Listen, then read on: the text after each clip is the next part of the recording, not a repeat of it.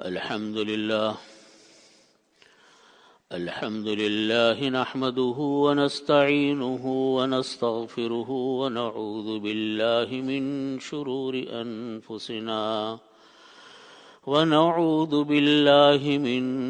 شرور أنفسنا ومن سيئات أعمالنا من يهده الله فلا مضل له ومن يضلله فلا هادي له وأشهد أن لا إله إلا الله وحده لا شريك له وأشهد أن سيدنا وسندنا ومولانا محمدا عبده ورسوله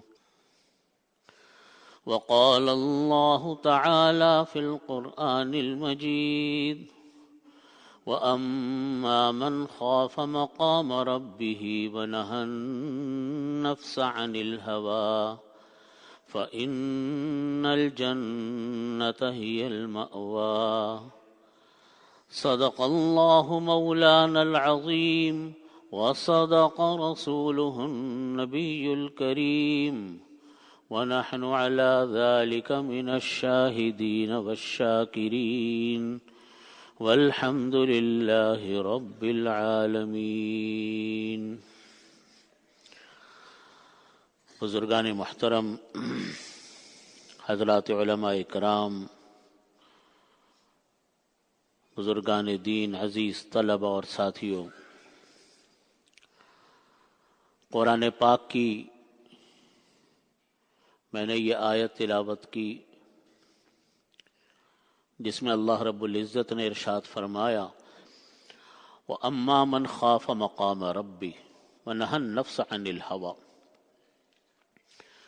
جو انسان کے اللہ کے سامنے کھڑا ہونے سے ڈر گیا، وَنَهَى النَّفْسَ عَنِ الْهَوَىٰ، اور اپنے آپ کو اس انسان نے خواہشات سے روک لیا، نفسانی خواہشات سے روک لیا۔ نفسانی خواہشات جو انسانوں کو گناہوں پر ابھارتی، گناہوں پر آمادہ کرتی ہے۔ وَنَهَى النَّفْسَ عَنِ الْهَوَىٰ، خواہشات سے اپنے آپ کو روک لیا۔ فَإِنَّ الْجَنَّةَ هِيَ الْمَأْوَىٰ، تو فرمایا اللہ رب العزت نے کہ جنت اس کا ٹھکانہ ہے۔ کسی بزرگ نے فرمایا کہ دیکھو، انسان دو قدم اٹھا لے، انسان دو قدم اگر اٹھا لے تو اس انسان کا تیسرا قدم جو ہوگا وہ جنت میں ہوگا۔ پہلا قدم اللہ کا خوف دل میں پیدا کرنا، اس بات کا خیال دل میں آنا کہ اللہ مجھ کو دیکھ رہا ہے، مجھ کو اللہ کے سامنے کھڑا ہونا ہے، مجھ کو اللہ کے سامنے جواب دہ ہونا ہے۔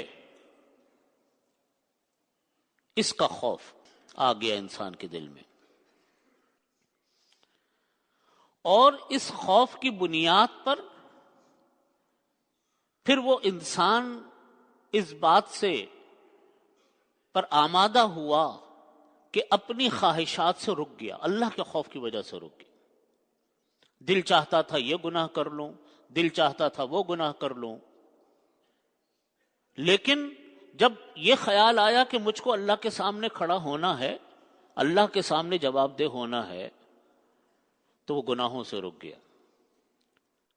یعنی گناہوں سے رکنا اللہ کے سامنے کھڑا ہونے کی وجہ سے ہوا، اللہ کے سامنے جواب دہ ہونے کے ڈر کی وجہ سے ہوا۔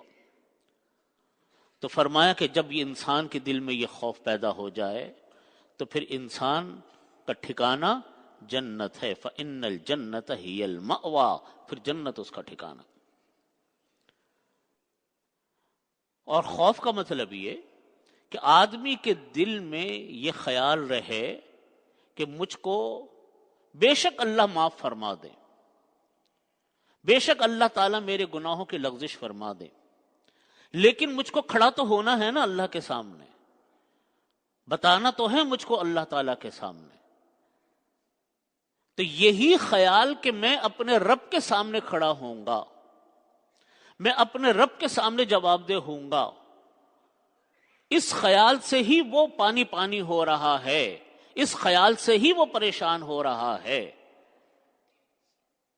تو اس فرمایا کہ جب یہ دل میں بات پیدا ہوتی ہے تو یہ در حقیقت ایک بہت بڑی بات ہے۔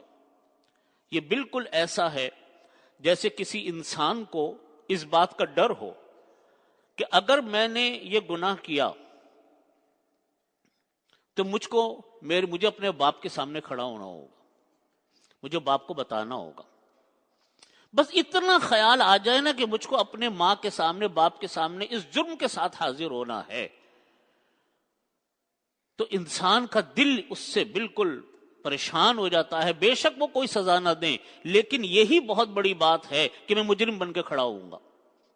انسان کے اپنے بچے ہوتے ہیں، اولاد ہوتی ہے، آدمی کو یہ ڈر ہو کہ میں اپنے اولاد کے سامنے بھی کھڑا ہوں گا اس جرم کے ساتھ، تو میں اپنے بچوں کو کیا منہ دکھاؤں گا، اپنے چھوٹوں کو کیا دکھاؤں گا، اپنے بڑوں کو کیا دکھاؤں گا۔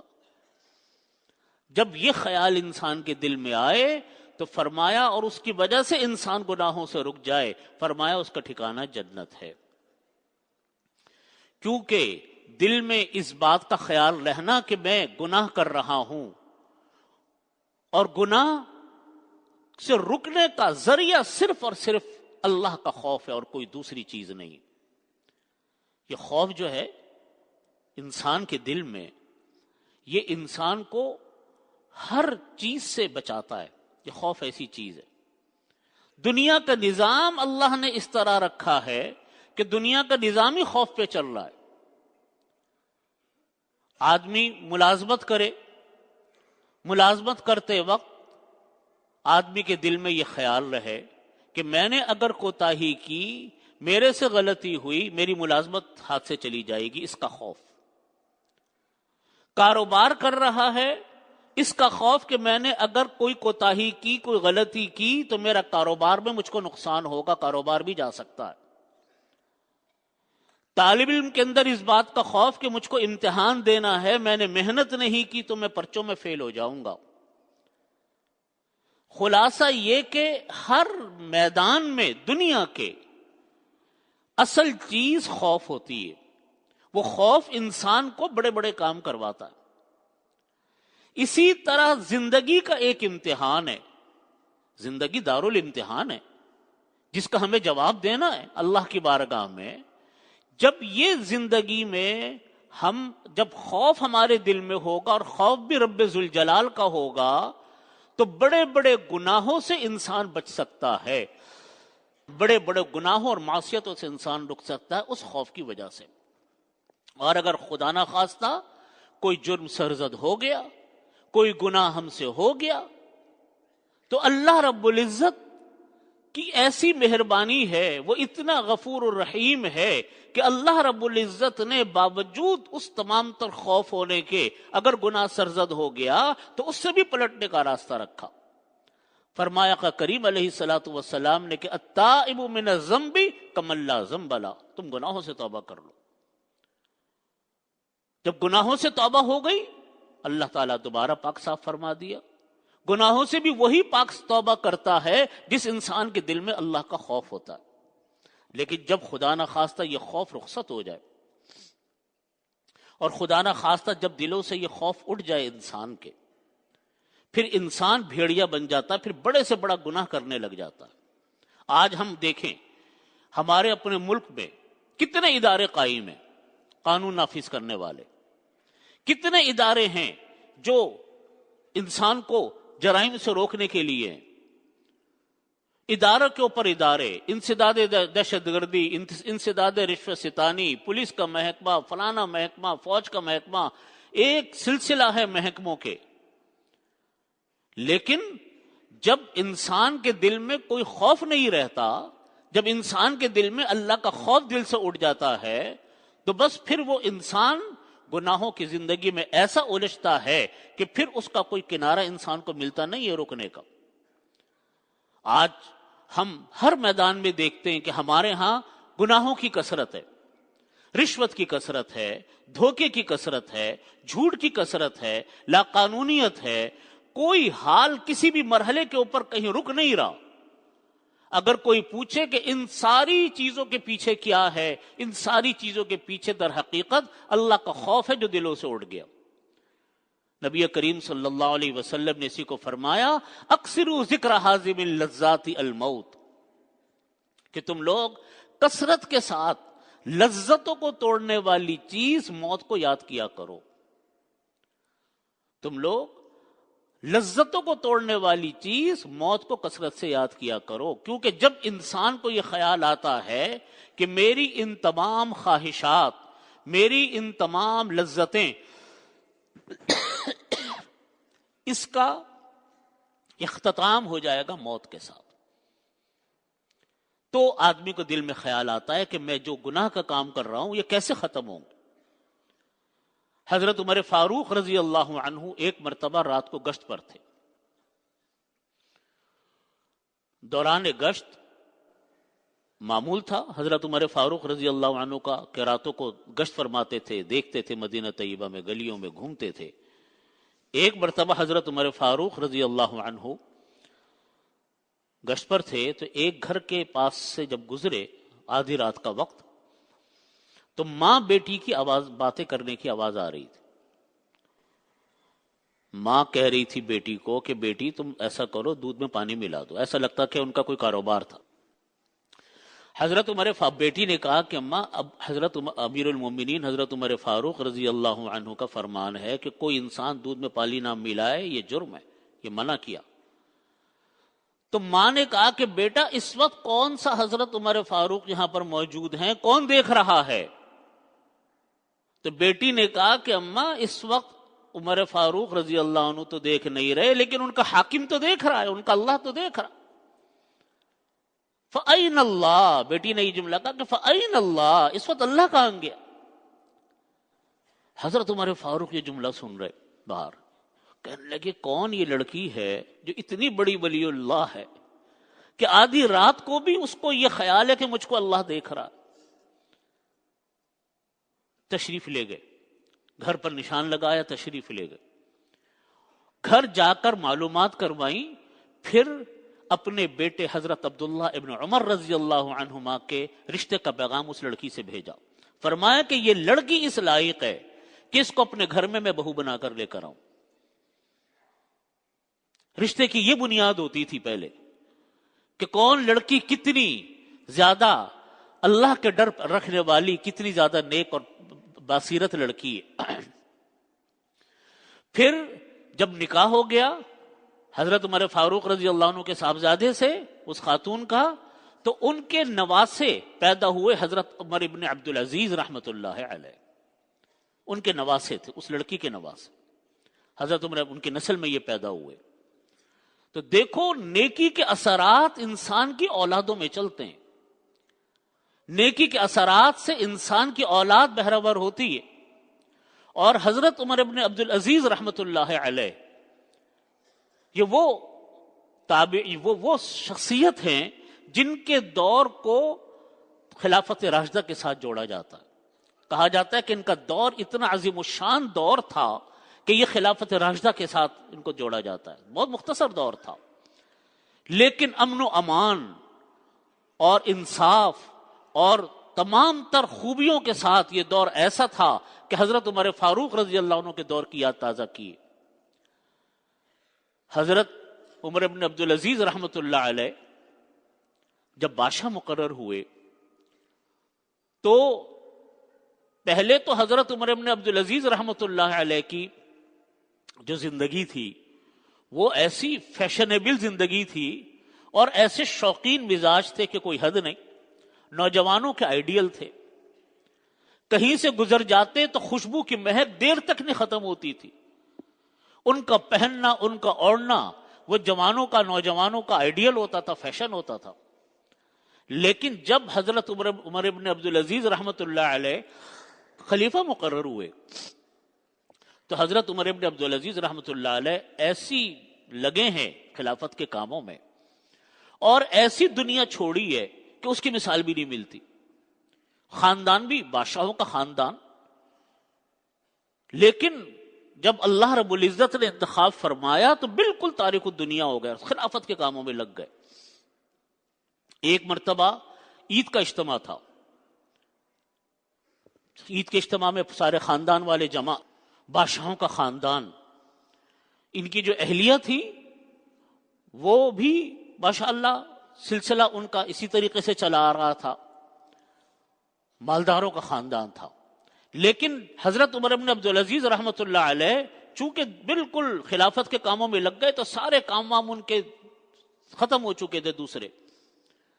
اتنی غربت آ گئی تھی حضرت عمر بن عبدالعزیز رحمۃ اللہ علیہ کے پاس، عمر بن عبدالعزیز رحمۃ اللہ علیہ کے ہاں، کہ کتابوں میں لکھا ہے کہ ایک مرتبہ ہر وقت سفر میں رہتے تھے کیونکہ خلافت پھیلی پڑی تھی، تو ایک مرتبہ سفر سے آئے، بچوں کو گود میں بٹھا کر جب پیار کیا تو ان کے منہ سے پیاز کی بدبو آ رہی تھی۔ اپنی اہلیہ سے پوچھا کہ کیا بات ہے، بچوں کے منہ سے پیاز کی بدبو کیوں آ رہی؟ ان کی اہلیہ نے کہا کہ جو کچھ بھی تھا مہینے کا خرچہ وہ پورا ہو گیا، تو اب میں تو پیاز سے روٹی کھلا رہی ہوں۔ خلافت جس میں کوئی زکوٰۃ کا مستحق نہیں ملتا تھا، ان کے اپنے خلیفہ کے بچوں کا یہ حال ہو گیا تھا۔ تو جب عید کا اجتماع تھا تو سارے بچے جمع، خاندان جمع، نت نئے کپڑے پہنے ہوئے، طرح طرح کی چیزیں بچوں کے ہاتھوں میں گھر والوں نے پہنی ہوئی، جیسے عید کے موقع پر ہوتا ہے۔ اس سال عمر ابن عبدالعزیز رحمۃ اللہ علیہ کے پاس اتنے پیسے نہیں تھے کہ اپنے لیے، اپنے بچوں کے لیے عید کے کپڑے سلوا سکتے، چنانچہ ایسے ہی چلے گئے پرانے کپڑوں میں۔ لیکن وہاں جب دیکھا کہ سب بچوں کے پاس نت نئے کپڑے، نت نئی چیزیں، تو گھر واپس آ کر اپنے بچوں سے کہا کہ بیٹا ہمیں معاف کر دینا، اس سال ہم آپ کے لیے عید پر نئے کپڑوں کا انتظام نہیں کر سکے۔ تو بچے بھی باپ کی تربیت یافتہ تھے، بچوں نے کہا کہ ابا، عجیب جملہ کہا بچوں نے کہا کہ ابا جان ہمیں کوئی افسوس نہیں ہے کہ اس عید پر ہمارے لیے کپڑے نہیں بنے، ہمیں خوشی اس بات کی ہے کہ دنیا کی خوشیوں کے لیے آپ آخرت کی کسی مصیبت میں گرفتار نہیں ہوئے، دنیا کی خوشیوں کے لیے آپ آخرت کی کسی مصیبت کے لیے گرفتار نہیں ہوئے۔ تو بھائیو، جب اللہ تعالیٰ دلوں میں خوف پیدا کرتے ہیں، دلوں میں خوف آ جائے انسان کے، انسان بڑے بڑے گناہوں کو ترک کر دیتا۔ یہ جو آج ہمارے ہاں پورا ماحول ایک بن گیا جو ہمارے سامنے ہے، اس کی بنیاد میں آپ جا کر دیکھیں کتنے جرائم ہمارے معاشرے میں پھیلے پڑے، کتنے ادارے، عدالتوں سے لے کر کتنے ادارے قائم ہیں جرائم سے روکنے کے لیے، لیکن جرائم ہے کہ آسمان کے اوپر بڑھتے پہنچ رہے ہیں۔ بنیادی طور پر اگر آپ اس کا تجزیہ کریں تو اس کے پس پشت نظر آئے گا کہ اللہ کا خوف دلوں سے نکل گیا، موت کا خوف نکل گیا، اللہ کے سامنے کھڑا ہونے کا ڈر انسان کے دلوں سے نکل گیا۔ یہ جملہ تو یاد رہ گیا کہ اللہ غفور الرحیم ہے، اللہ غفور الرحیم یقیناً ہے، لیکن اس کا یہ مطلب نہیں ہے کہ اللہ تعالیٰ نے ہمیں اور آپ کو ہر قسم کی پابندیوں سے آزاد کر دیا۔ ہمارے اوپر پابندیاں ہیں، اور یہ خوف انسان کے دل میں کیسے پیدا ہوتا ہے؟ جب انسان اپنی آخرت کو اور اپنی موت کو یاد کرتا، جس کو نبی کریم صلی اللہ علیہ وسلم کی میں نے حدیث سنائی کہ آپ صلی اللہ علیہ وسلم نے فرمایا کہ اکثروا ذکر حازم اللذات الموت۔ جب یہ خوف آ جائے دل میں، انسان بڑے سے بڑے گناہ سے رک سکتا ہے۔ حضرت عمر فاروق رضی اللہ عنہ ایک مرتبہ سفر پہ جا رہے تھے، تو انہوں نے ایک بکری، اس زمانے میں عربوں کا رواج تھا کہ وہ دودھ جو جانوروں کے چرواہے ہوتے تھے دوسروں کو پلا دیا کرتے تھے، انہوں نے پلا دیا۔ پوچھا، مانگا حضرت عمر دیکھنے کے لیے کہ یہ آدمی کرتا کیا ہے، اس سے پوچھا مجھے دودھ دے دو گے؟ اس نے کہا نہیں، میں مالک کی اجازت کے بغیر نہیں دے سکتا۔ حضرت عمر فاروق رضی اللہ عنہ اس طرح کے امتحانات لیتے رہتے تھے لوگوں سے، تو اس نے کہا کہ میں مالک کی اجازت سے نہیں دے سکتا۔ تو آپ نے فرمایا کہ بھائی تم ایسا کرو، مالک کو کیا پتا چلے گا، کہ تم ایسا کرو کہ مجھ کو یہ تم بکری بیچ دو، میں سفر میں بکری کو ساتھ رکھ لوں گا، اور رہ گیا مالک تو اس کو کہہ دینا کہ بھیڑیا کھا گیا اس کو۔ تو یہ دیکھنے کے لیے کہ دیکھو کیا جواب دیتا ہے۔ تو اس نے کہا کہ میں اگر یہ کام کر لوں گا تو پھر میں اللہ کو کیا جواب دوں گا؟ پیسے تو ہو جائیں گے، مالک تو بیوقوف بن جائے گا، لیکن اللہ کو کیا جواب دوں گا؟ تو حضرت عمر فاروق رضی اللہ عنہ نے فرمایا کہ جب تک اس جیسا چرواہا موجود ہے، اس جیسا انسان موجود ہے، کوئی ظالم کسی کے اوپر ظلم نہیں کر سکتا۔ آج بھائیوں ہمارے دلوں سے اللہ کا خوف نکل رہا ہے، اس لیے کہ ہمارے گھروں سے تعلیم نکل رہی ہے، ہمارے گھروں سے اللہ اور اس کے رسول کا قال اللہ قال رسول نکل رہا ہے۔ ہمارے گھروں میں آج اللہ کی تعلیم نہیں ہے، اللہ کا ذکر نہیں ہے، ہمارے بچے اللہ کے حقوق کو اور بندوں کے حقوق کو نہیں جانتے، اس لیے کہ ہم نے کوشش نہیں کی۔ ہم لوگ جب بات کرتے ہیں تو برائیاں ہم عدالتوں کے اوپر ڈالتے ہیں، برائیاں ہم پولیس کے محکموں پر ڈالتے ہیں، برائیاں ہم حکومتوں پر ڈالتے ہیں، برائیاں ہم فلانی اداروں پر ڈالتے ہیں۔ وہ ادارے ضرور اپنے کام میں جو کر رہے ہیں، لیکن اگر میں اور آپ یہ سوچیں کہ ہم نے اپنی نسل بنانے کے لیے کیا کیا، ہم نے اپنی اولاد کو تیار کس طرح کیا، ہر شخص اگر اپنا جائزہ لے کہ ہم نے کتنا اپنے بچوں کو دین کی تعلیم منتقل کی، ان کے دل میں کتنا ہم نے اللہ اور اس کے رسول کا خوف پیدا کیا، تو ہمیں 0/0 نظر آتا۔ جب ہم گھروں میں اللہ کی تعلیم نہیں کریں گے، اللہ کا حکم نہیں پہنچائیں گے اپنی اولادوں کو، جب ہم گھروں میں اللہ تعالیٰ اور اس کے رسول صلی اللہ علیہ وسلم کے احکامات اپنے بچوں کو نہیں سکھائیں گے، تو بھائیو یہی کچھ ہوگا جو ہو رہا۔ نہ حکومت میں، نہ عدالتوں میں، نہ کسی اور محکمے میں اگر کوئی انصاف نہیں ہے، تو در حقیقت یہ جو نسل چلتی ہے، جو بچے آگے بڑھتے ہیں، جو اولاد آگے بڑھتی ہے، یہی جا کر حکومتوں میں بیٹھتی ہے، یہی جا کر عدالتوں میں بیٹھتی ہے، یہی اسمبلیوں میں آتی ہے، یہی حکومتی اداروں میں بیٹھتی ہے۔ تو جب نیچے سے تربیت نہیں ہوئی تو اوپر تو خالی ایک قوم اور ایک فوج پہنچے گی جن کے پاس کوئی تعلیم نہیں ہوگی، اور وہی آج ہمارے ساتھ ہو رہا ہے۔ میرے والد ماجد حضرت مفتی محمد رفیع عثمانی صاحب رحمت اللہ علیہ، اپنی تقریروں میں میں نے کئی مرتبہ ان سے یہ بات سنی، وہ یہ فرماتے تھے کہ جس طریقے سے ہمارے ہاں کا تعلیمی نظام چل رہا ہے، جیسا ماحول ہمارے ہاں چل رہا ہے، بچوں اس وقت سے جب یہ نوجوان نسل اوپر جا کر اپنا کام سنبھالے گی، اس وقت دیکھنا کیا نتیجہ نکلتا ہے۔ اور وہ نسل اب ہمارے سامنے آ رہی ہے، وہ نسل آج ہمارے سامنے اسمبلیوں میں، وہ نسل آج ہمارے سامنے حکومتوں میں، وہ نسل آج ہمارے ہاں وہ ہے جو کام سنبھالے بیٹھی ہے۔ دیکھ لیجیے آپ کے سامنے کیا حال ہے۔ اس میں قصوروار کوئی ایک فرد نہیں ہے، ہم میں سے ہر شخص قصوروار ہے۔ کیوں؟ اس لیے کہ ہم اپنی نسل کی تربیت نہیں کر پا رہے، اپنے لوگوں کو اللہ اور اس کے رسول کا قرآن پاک کا حکم، نبی علیہ الصلوۃ والسلام کی احادیث ہم اپنی نسلوں کو منتقل نہیں کر رہے۔ ہمارے اسکول اس سے خالی، ہمارے بازار اس سے خالی، ہمارے گھر اس سے خالی اللہ کے ذکر سے، تو کہاں سے دلوں میں خوف پیدا ہوگا؟ جس کا جہاں ہاتھ چلتا ہے، داؤ چلتا ہے، وہ حرام کر بیٹھتا۔ نتیجہ اس کا کیا ہے؟ نتیجہ ہمارے اور آپ کے سامنے۔ میں اسی لیے یہ بات اپنے بھائیوں سے عرض کرتا ہوں کہ یہ پیغام آپ اپنے گھر والوں کو پہنچائیں کہ جب تک ہم اپنی نسلوں کی تربیت نہیں کریں گے، جب تک ہم اپنی اولادوں کو دین نہیں پہنچائیں گے، انہی اولادوں نے بڑھنا ہے، انہی اولادوں نے آگے پہنچنا ہے، انہی نے کام سنبھالنا ہے۔ کوئی کہیں جائے گا بڑے ہو کر، کوئی کہیں جائے گا۔ جب تربیت نہیں ہوگی، نبی کریم صلی اللہ علیہ وسلم کے جو مقاصد اللہ رب العزت نے کلام پاک میں بیان فرمائے، ان میں سے ایک مقصد جو تھا وہ تربیت تھا کہ آپ تربیت فرمائیں۔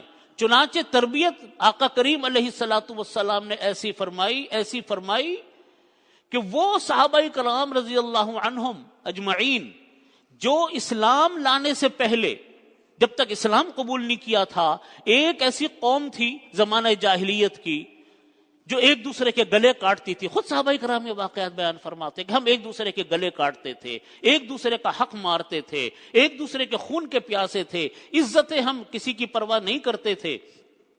لیکن جب نبی کریم صلی اللہ علیہ وسلم آئے، صحابہ کرام رضی اللہ عنہم نے اسلام قبول کیا، تو وہ صحابہ کرام جو زمانہ جاہلیت میں ایسے تھے، وہ اسلام کے ایسے پیامبر بنے، وہ اسلام کا ایسا پیغام پہنچانے والے بنے اور ایسے امن کے داعی بنے کہ دنیا ان کو دیکھ دیکھ کر مسلمان ہونے لگی۔ پوری دنیا میں صحابہ کرام پہنچے۔ آپ کسی ملک میں چلے جاؤ، بیشتر ممالک کے اندر آپ کو پتہ چلے گا یہاں فلانے صحابی کی خبر ہے۔ انقلاب برپا کیا اپنے اخلاق سے، انقلاب برپا کیا اپنی تربیت سے. آج اسی تربیت اس سے ہمارا پورا ماحول خالی ہے. تعلیم کی کمی نہیں ہے ہمارے یہاں، تعلیم بہت ہے. بڑی بڑی یونیورسٹیاں کھلی ہوئی ہیں، بڑے بڑے اسکول کھلے ہوئے ہیں، بڑے بڑے کالج چل رہے ہیں، بے شمار ڈگریاں ہر انسان کے ہاتھوں میں موجود ہیں. لیکن انسانوں پر ظلم کرنے والے، انسانوں پر پہاڑ توڑنے والے یہی ڈگری ہولڈر ہیں، یہی تعلیم یافتہ لوگ ہیں. آپ دیکھیے فلسطین میں کیا ہو رہا ہے.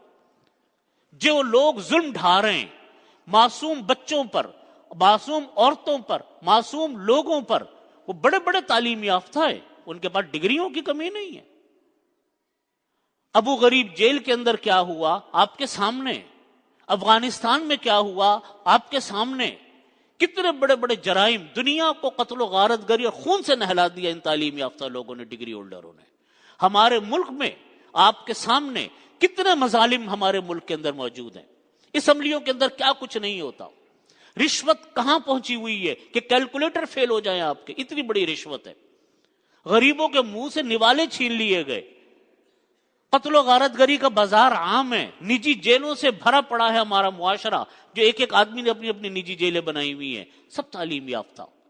لیکن اگر آپ پیچھے جا کر دیکھو، آپ اگر ہماری حکومت کو ہی لے لیں، ہمارے پاکستان کو لے لیں، ان کے پیچھے ظلم کرنے والے لوگ آپ کو سارے تعلیم یافتہ نظر آئیں گے، سارے ڈگری ہولڈر نظر آئیں گے. وجہ کیا ہے؟ وجہ یہ کہ تربیت کی کمی اور اللہ کے خوف کی کمی. یہ ہے فرق بنیادی.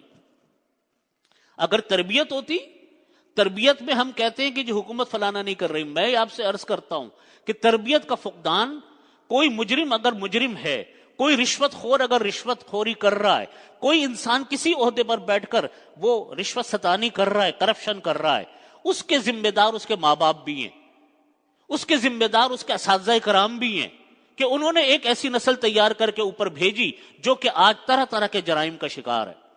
ان کے دل میں خدا کا خوف پیدا نہیں ہوا تو کیوں نہیں ہوا؟ ان کو ماں باپ نے کیوں یہ تعلیم نہیں دی کہ وہ اپنے بچوں کو سکھاتے کہ یہ چیز حرام ہے؟ یہ تعلیم ہم نہیں دے سکے. نتیجہ کیا ہے کہ جرم کہ پورا ملک، پورا معاشرہ، پورا ماحول یہ جرائم کی آماجگاہ بن گیا. اس میں در حقیقت قصور ہم سب کا ہے. اللہ رب العزت ہمیں اس کے اوپر عمل کی توفیق عطا فرمائے اور ہمارے دلوں میں اللہ تعالیٰ اپنا خوف پیدا فرمائے، اس پر عمل کی توفیق عطا فرمائے. وآخر دعوانا الحمدللہ رب العالمین. اللهم صل على محمد وعلى آل محمد كما صليت على إبراهيم وعلى آل إبراهيم إنك حميد مجيد. ربنا آتنا في الدنيا حسنة وفي الآخرة حسنة وقنا عذاب النار. ربنا آتنا في الدنيا حسنة وفي الآخرة حسنة وقنا عذاب النار. ربنا ظلمنا أنفسنا وإن لم تغفر لنا وترحمنا لنكونن من الخاسرين. ربنا هب لنا من أزواجنا وذرياتنا قرة أعين واجعلنا للمتقين إماما. ربنا لا تزغ قلوبنا بعد إذ هديتنا وهب لدنك ورحمة إنك أنت الوهاب. اللهم إنا نسألك تمام العافية ونسألك دوام العافية ونسألك الشكر على العافية ونسألك الغنى عن الناس. اللهم إنا نسألك عزائم مغفرتك ومنجيات أمرك والسلامة من كل إثم والغنيمة من كل بر والفوز بالجنة والنجاة من النار.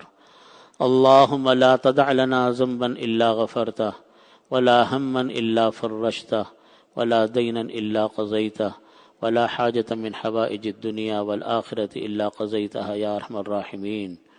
رب اغفر وارحم وأنت خير الراحمين. یا اللہ ہمارے تمام گناہوں کو معاف فرما، تمام صغیرہ کبیرہ گناہوں کی مغفرت فرما، دین اور دنیا کی ہر خیر عطا فرما، اس کے ہر شر سے ہماری حفاظت فرما. یا اللہ اپنی رضا کامل عطا فرما، ایمان کامل پر خاتمہ نصیب فرما، عذاب قبر سے محفوظ فرما. یا اللہ عذاب دوزخ سے محفوظ فرما، اپنے غضب سے، اپنے ناراضگی سے محفوظ فرما. یا اللہ ہر قسم کی آفات اور بلیات سے محفوظ فرما. ہم سب کو یا اللہ جنت الفردوس عطا فرما. یا اللہ ہم سب کو جنت الفردوس عطا فرما. یا اللہ تمام بیماروں کو شفاء کامل عاجل مستمر نصیب فرما. تمام مرحومین کی کامل مغفرت فرما۔ یا اللہ غزہ کے مسلمانوں کی مدد فرما، یا اللہ ان کی مدد فرما، ان کی نصرت فرما، یا اللہ ان کو فتح مبین عطا فرما، یا اللہ دشمنوں کو یا اللہ تباہ و برباد فرما، ان کی طاقت کو پارا پارا فرما، ان کی ٹیکنالوجی کو تباہ فرما۔ یا رب کریم، یا رب کریم، مسلمانوں کو عزت عطا فرما، آزادی اور شوکت عطا فرما، قوت عطا فرما، طاقت عطا فرما۔ یا اللہ پاکستان کی حفاظت فرما۔ یا اللہ پاکستان بے شمار مسائل کا شکار، بے شمار بحرانوں کا شکار ہے، یا اللہ اس کی مدد فرما۔ عادل حکمران عطا فرما، کرپٹ لوگوں سے، غداروں سے، ملک کو لوٹنے والوں سے ہمارے ملک کی حفاظت فرما۔ یا اللہ ہمارے ملک کی حفاظت فرما۔ اللہم صلی علی محمد وعلی آلہ